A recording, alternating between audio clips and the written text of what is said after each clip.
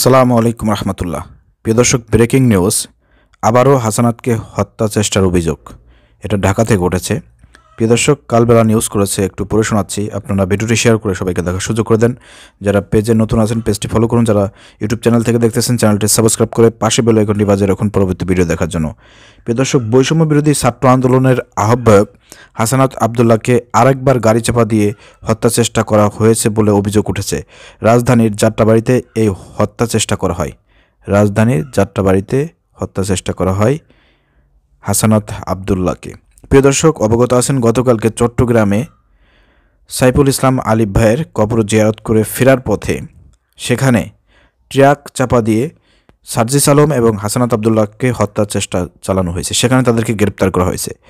সেই ড্রাইভার এবং হেল্পার গ্রেপ্তার হয়েছে। এরপর বৃহস্পতিবার 28 নভেম্বর বৈষম্য বিরোধী ছাত্র আন্দোলনের অন্যতম সমন্বয়ক হান্নান মাসুদ সামাজিক যোগাযোগ মাধ্যমে ফেসবুকে একটি স্ট্যাটাস দিয়ে এই তথ্য জানান।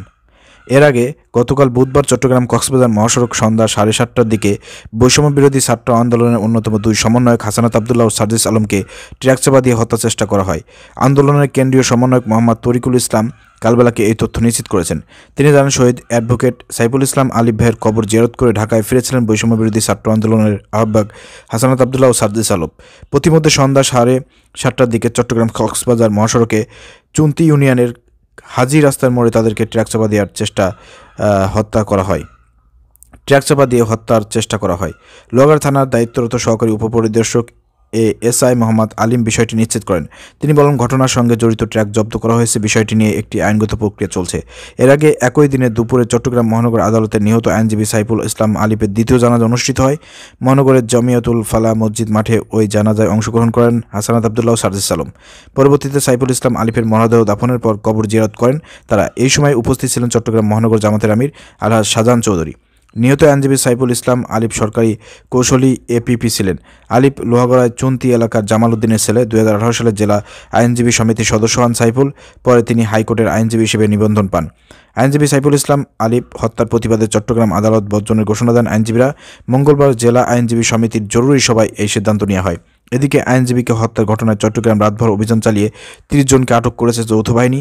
এই ঘটনায় নগরের কোতোয়ালি থানায় 2টি মামলা দায়েরের প্রক্রিয়া চলছে বলে জানিয়েছেন পুলিশ। উল্লেখ্য, গত মঙ্গলবার বিকেলে সনাতন জাগরণ মঞ্চের মুখপাত্র চিন্ময় কৃষ্ণ দাস ব্রহ্মচারীকে মুক্তির দাবিতে চট্টগ্রাম বিক্ষোভরতদের সঙ্গে পুলিশের সংঘর্ষের ঘটনা ঘটে।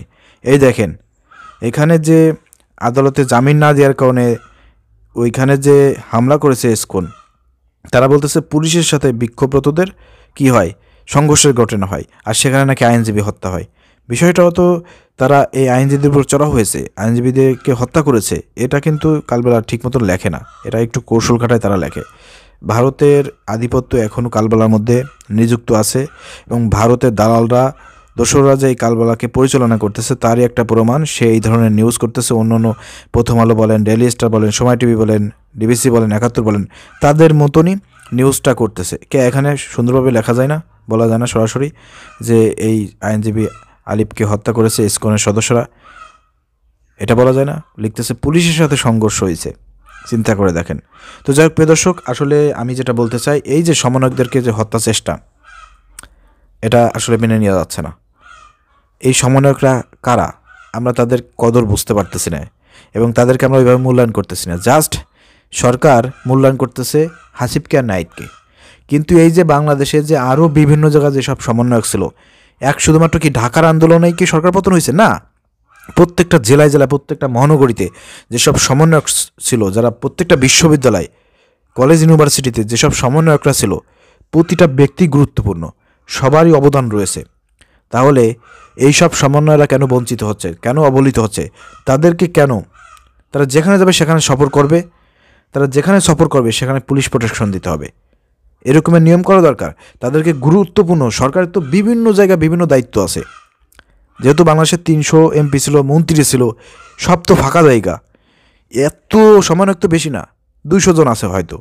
এদেরকে গুরুত্বপূর্ণ জায়গায় দায়িত্ব দিয়ে দিলে পারে, তারা সরকারের দায়িত্ব পালন করলো, সাথে তাদের প্রোটোকলও পেয়ে গেলো সরকারিভাবে।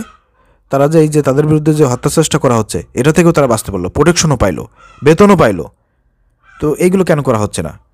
আমি দাবি জানাবো যে হাসিব এবং নাহিদকে যেভাবে সরকারে বসানো হয়েছে উপদেষ্টা মণ্ডলীতে, উপদেষ্টা মণ্ডলীতে না হোক, অন্য যেসব পর্যায়ে আছে নতুনভাবে সেসব জায়গায় প্রত্যেকটা সমন্বয়ককে আপনারা দায়িত্ব দেন এবং তাদেরকে অল টাইম প্রোটেকশন দেওয়ার জন্য সরকারিভাবে আপনার আইনশৃঙ্খলা বাহিনী নিযুক্ত করুন। এভাবে আসলে মেনে নেওয়া যায় না প্রিয় দর্শক। হাসানাতকে হত্যাচেষ্টা মানে আপনি বুঝতে পারছেন? গতকালকে চট্টগ্রামে করা হয়েছে, এখন আবার শুনতেছি আপনার ঢাকায় করা হচ্ছে। তার মানে কি এদের জীবনে ঝুঁকি রয়েছে? যেহেতু এই সরকারকে ক্ষমতায় বসাইছে এসব ছাত্রনেতারা, এসব সমন্বয়করা, অতএব সরকারের উচিত এসব সমন্বয়কদের নিরাপত্তা নিশ্চিত করা, তাদেরকে প্রোটোকল দেওয়া। আপনার কি আমার সঙ্গে একমত? তাহলে কমেন্টে জানাবেন, ভিডিওটি শেয়ার করে সবাইকে দেখার সুযোগ করে দেবেন। আসসালামু আলাইকুম রহমতুল্লাহ।